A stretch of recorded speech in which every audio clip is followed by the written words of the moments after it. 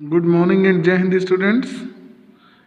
तो आज बेटा हम आप लोगों को बताएंगे एक कैंडल के पूरे फ्लेम के बारे में कि कौन कौन से जोन जो होते हैं फ्लेम के बारे में हम लोगों को डिस्कस करना है कि उसको जब हम लोग जलाते हैं, एक जब कैंडल को हम लोग जब जलाते हैं तो सबसे पहले क्या होता है, कैसे फ्लेम बनता है।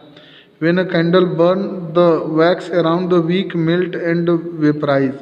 तो जो बत्ती के किनारे वाली जितनी मोम रहती है वो पिघलती है और पिघलने के बाद वह वेपराइज हो जाती है। वेपराइज होने के बाद ऑक्सीजन के साथ वह जल करके फ्लेम तैयार करती है। ठीक है, तो for example camphor burn with flame, do you see flame when burn a piece of charcoal. तो फ्लेम के बारे में हमको बताना है कि फ्लेम कितने टाइप्स का बनता है और उसमें कौन कौन से जोन होते हैं। तो ये देखिए डायग्राम मैंने भी अपनी तरफ से आपको बना के दिखाने का प्रयास किया हुआ है, और जिसको नहीं समझ में आएगा तो ये डायग्राम ऑलरेडी मौजूद है। तो हम जो है इस पूरे पार्ट को 3 पार्ट में देखते हैं। फ्लेम को, एक कैंडल के जो फ्लेम होते हैं वो बेसिकली 3 जोन में डिवाइड होते हैं। Non luminous zone, luminous zone और dark zone.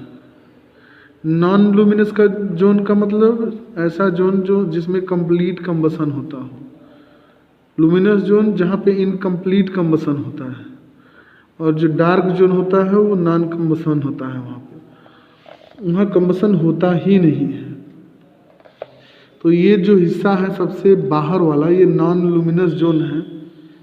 Outer most zone of the flame, in this zone oxygen is available in adequate amount to complete combustion। इस हिस्से में बहुत ज़्यादा मात्रा में ऑक्सीजन इसको पर्याप्त रूप से मिल जाता है, जिसमें वह जलने के बाद कंप्लीट कंबसन प्रोवाइड करता है।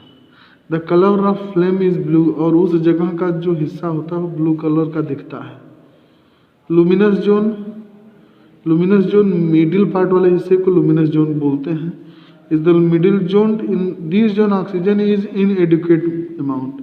यहाँ पे ऑक्सीजन की इनएडिक्वेट अमाउंट मिलती है, जिसके कारण यहाँ से अनबर्न कार्बन जो पार्टिकल होते हैं वो ग्लो करते हैं और येलो कलर की लाइट प्रोड्यूस करते हैं यहाँ पे।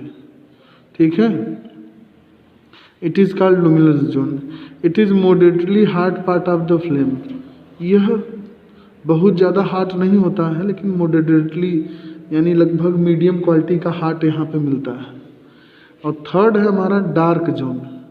डार्क जोन का मतलब कि जो इनर मोस्ट जोन होता है फ्लेम का, सबसे नीचे वाला जो होता है, इसको डार्क जोन बोलते हैं। यहाँ पे अनबर्न वेपर होते हैं। अनबर्न वेपर का मतलब वो जलते ही नहीं हैं, वहाँ पे वो थोड़ा सा भी नहीं जलेंगे। कंबसन यहाँ प्लेस करता ही नहीं है, टेक प्लेस, इसलिए ये हिस्सा हमेशा ब्लैक कलर का दिखाई देता है, dark zone. There is a small area at these of the wick in this region carbon monoxide burn with blue colour, therefore this region is called blue zone. There is a small area at the base of the wick, यहाँ पे सबसे नीचे वाला बत्ती के सबसे किनारे में कार्बन डाइऑक्साइड जो है वो थोड़ा ब्लू कलर में जलता है, डार्क जोन के नीचे ही। उसको ब्लू जोन के नाम से हम लोग जानते हैं। तो इतने जोन हो गए हमारे किसी एक कैंडल फ्लेम में। ठीक है, luminous zone, non luminous zone और डार्क जोन। फिर इसके बाद बात आती है कि फ्लेम जैसे ऐसे लेकर के दिखाया गया है। Let us take a few combustible substance such as camphor. Camphor ले लीजिए, कैंडल आप पीस ले लीजिए, एक लकड़ी का टुकड़ा कर ले लीजिए और इसको जलाइए with the help of match stick. Matchstick की सहायता से जलाइए और ऑब्जर्व कीजिए। व्हाट डू यू नोटिस, आपने क्या नोटिस किया। The candle and camphor burn with the help of match stick with flame, but would burn with a flame for some time and then stop। जो camphor होगा वो तो flame में जलेगा, लेकिन लकड़ी कुछ देर के बाद वो जलना बंद कर देती है, फ्लेम में नहीं जलती है। Would burn till time when gases escape from it. लकड़ी तभी तक जलेगी जब तक इसमें गैसें escape करती रहेंगी, बाहर निकलती रहेंगी। Once all gases have escaped, जब पूरी तरीके से सारी गैसें निकल जाएंगी, it does not burn with the flame rather it glows, यह तब जलेगा नहीं बल्कि चमकेगा, चमक उत्पन्न करेगा। We learn from this activity that only those substance produce flame which burn and vaporise. वही पदार्थ सिर्फ जलते हैं या बर्न होते हैं विच प्रोड्यूस फ्लेम, फ्लेम वही प्रोड्यूस करते हैं जो बर्न होते हैं और वेपराइज होते हैं। इसके अलावा जो लोग वेपराइज नहीं होते हैं वो फ्लेम नहीं प्रोड्यूस करते हैं। ठीक है, तो ये थोड़ा सा हमने आपको बताई। इसके बाद आती है टाइप्स ऑफ फ्यूल में देखेंगे आप कितने टाइप्स के फ्यूल हम लोगों को देखने को मिलते हैं। तो फ्यूल हम लोगों को 3 तरह के दिखाई देते हैं, सॉलिड फ्यूल, लिक्विड फ्यूल और गैसियस फ्यूल। तो इन तीनों में कौन अच्छा बेटर है तो कैसे हम जानेंगे। तो सॉलिड फ्यूल में लकड़ी, कोयला, ये सब सॉलिड फ्यूल कहे जाते हैं। लिक्विड फ्यूल में पेट्रोल, डीजल, मिट्टी का तेल, ये सब पेट्रोलियम में जो होते हैं ये सब लिक्विड फ्यूल कहे जाते हैं।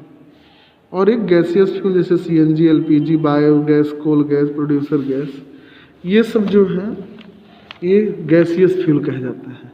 लेकिन तीनों में कंपेयर अगर हम करें तो सबसे अच्छा फ्यूल गैसियस फ्यूल होता है, उसके बाद फिर लिक्विड होता है, उसके लास्ट में एकदम सॉलिड फ्यूल होता है। सॉलिड फ्यूल में निश्चित रूप से अनबर्न कार्बन पार्टिकल ज़्यादा निकलते हैं।